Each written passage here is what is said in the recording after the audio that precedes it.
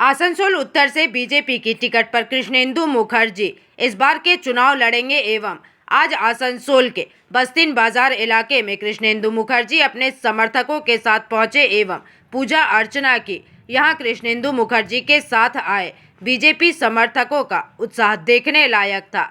संवाददाताओं से बात करते हुए कृष्णेंदु मुखर्जी ने क्या कहा है, आइए सुनते हैं।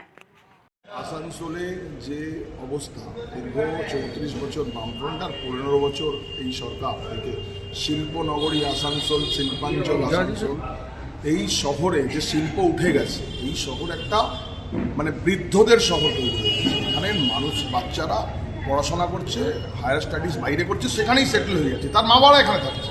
তো এই যে এখানের শিল্পগুলো যে বন্ধ হয়ে গেছে, এগুলো আমরা ভারতের জনতা পার্টির সরকার তৈরির সাথে সাথে আসানসোল শিল্পাঞ্চলে হিতগৌরব আমরা ফিরিয়ে আনবো।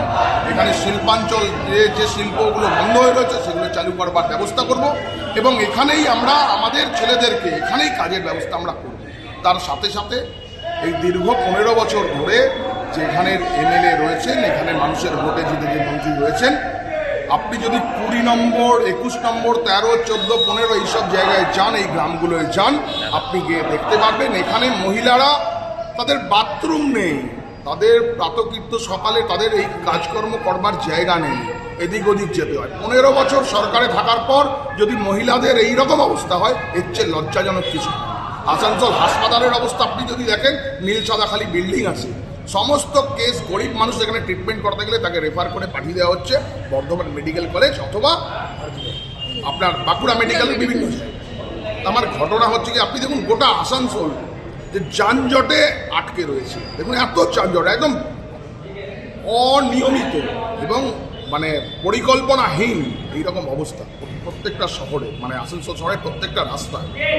আমরা চাইব এইসব জিনিসগুলো 2026-এ সরকারের তৈরির সাথে সাথে পরিকল্পনা মাফিক আসানসোল শহরের এই অবস্থা। জলকষ্ট আপনি চিন্তা করতে পারেন না কীরকম জলকষ্টে গ্রামগুলোর লোকজন ভোগে। এখানে শহর অঞ্চলে কীরকম জলকষ্টে মানুষ রয়েছে, জলে গরমের দিনে হচ্ছে জলের হাহাকার করছে।